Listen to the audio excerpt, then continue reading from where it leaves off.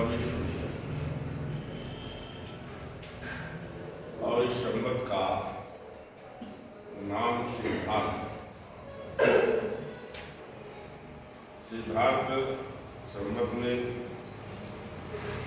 प्रजाजनों को बहुतार ज्ञान वैराग्य प्रधानता रहती है।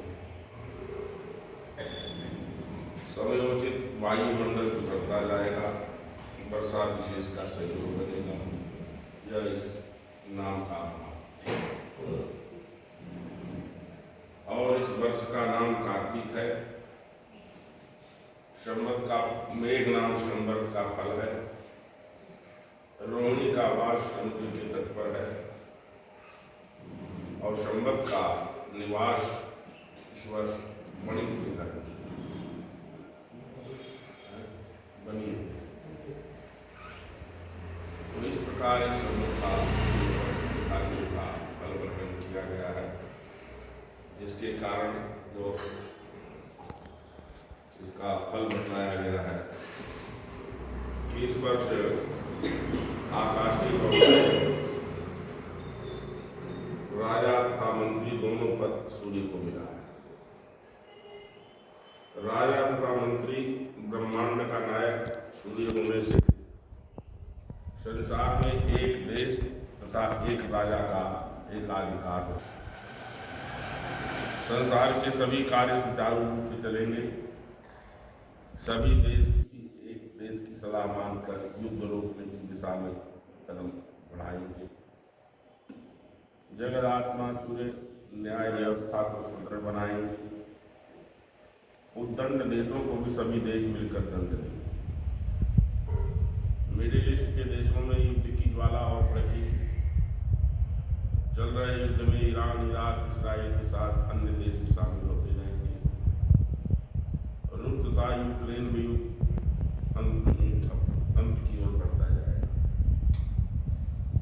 जापान, चीन, कोरिया, ताइवान जैसे देश में युद्ध का नया मोर्चा नए नए हथियारों का प्रदर्शन मानव जाति पर बड़ा संकट बन रहा है। देश में प्राकृतिक मार असहनीय होगी। तापमान में अभूतपूर्व वृद्धि होगी।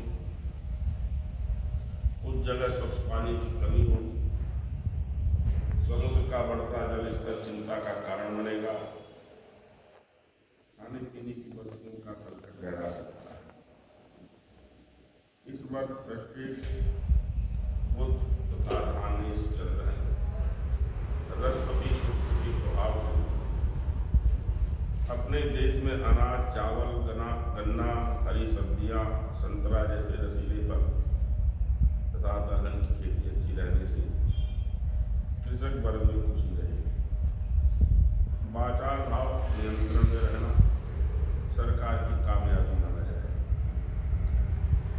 दुर्गेश शनि का फल सीमाओं पर अस्थिरता कहा गया है। पड़ोसी देश अपनी कुटिल चालों से बाज नहीं रहेगा। आतंकी वारदात, अवैध घुसपैठ, सीमा अतिक्रमण की वारदात हो सकती है। सामाजिक स्तर पर किसी प्रदेश को अस्थिर करने की विदेशी ताकतों की चाल कामयाब नहीं होगी। धनेश मंगल होने से बाजार भाव में अधिक गिरावट होगी। सोना, चांदी, लोहा, मशीनरी, भारी इंजीनियरिंग, निर्माण सामग्री में अधिक तेजी से निर्माण कार्य प्रभावित होंगे और संग्रहकर्ता लाभ उठाएंगे। ये देवज्ञ की दृष्टि में संसार चक्र का फल आप लोगों ने सुना। अब इस वर्ष इस पृथ्वी पर 4 ग्रहण पड़े, जिसमें से 2 ग्रहण भारत भूमि पर दिखाई देंगे। कौन कौन से मैं बता रहा हूँ।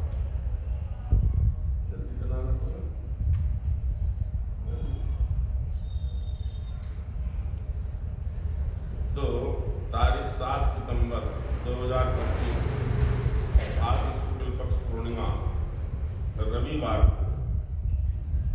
रात्रि 9:57 से रात्रि 1:27 तक होने वाला खग्रास चंद्र ग्रहण संपूर्ण भारत में दिखाई। पहला ग्रहण जो है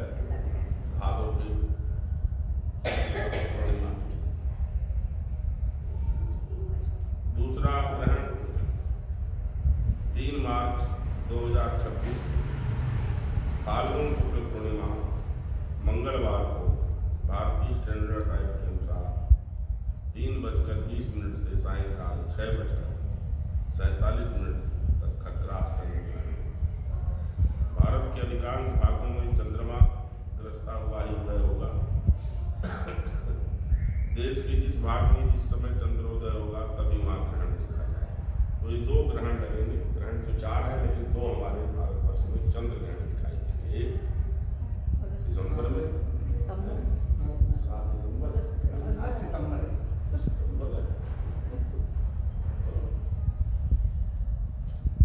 तो ये ग्रहण का है। और इस साल सितंबर और मार्च, और इस साल सोमवती अमावस्या का भाव, सोमवती अमावस्या इस साल नहीं मिला।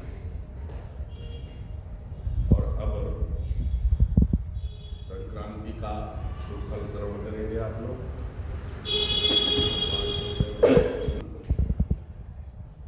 13 अप्रैल दिन रविवार को हो, लेकिन इसका पूर्ण काल जो है अगले दिन 14 क्योंकि रात में ये 3:21 पर आएगी। पूर्ण काल फिर अगले दिन।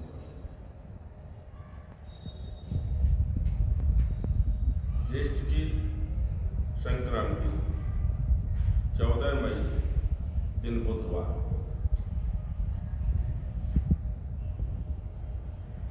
आषाढ़ की संक्रांति 15 जून दिन रविवार। आषाढ़ के बाद कार्तिक आता है ना,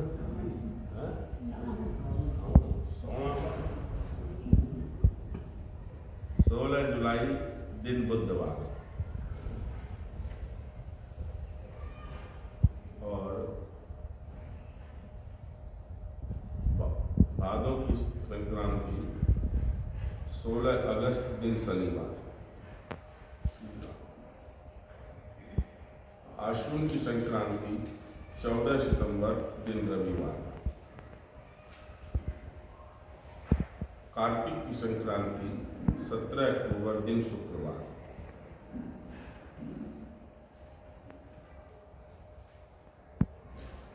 मार्गशीर्ष की संक्रांति 16 नवंबर दिन रविवार। पौष की संक्रांति 15 दिसंबर दिन सोमवार।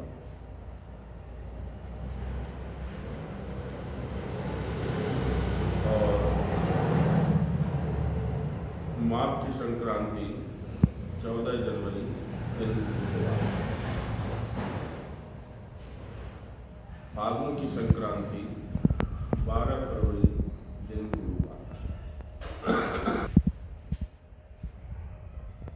और चैत्र की संक्रांति 14 मार्च दिन शनिवार। ये संक्रांति का अब राशि का फल इस वर्ष में क्या क्या रहेगा, सब अपनी राशि का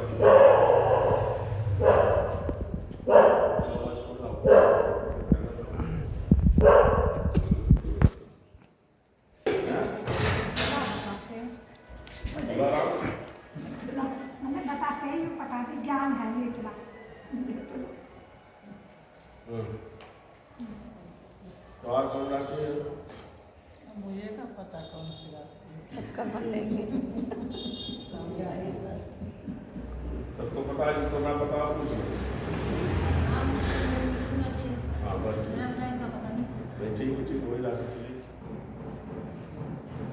बोलो गणेश जी महाराज की है। तो 12 राशियां हैं,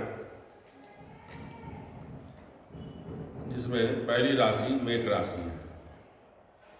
मेष राशि वालों के लिए यह वर्ष मिश्रित फलदायी है। स्वास्थ्य संबंधी व्याधि, मानसिक कष्ट, अस्थि रोग से पीड़ित होंगे। धन संचय में कमी, व्यय की अधिकता, कुटुंबीय क्लेश, भौतिक सुख साधनों में कमी होगी। शत्रु पक्ष प्रबल होंगे। भाग्य पक्ष में कभी कमी, पराक्रम में कार्य सिद्धि होगी। 4 मई सन 2025 से शनि की 7.5 प्रारंभ होने से किसी धन निवेश में हानि संभव। विद्यार्थी वर्ग को उचित प्रतिफल प्राप्त नहीं। अविवाहित को शुभ अवसर है।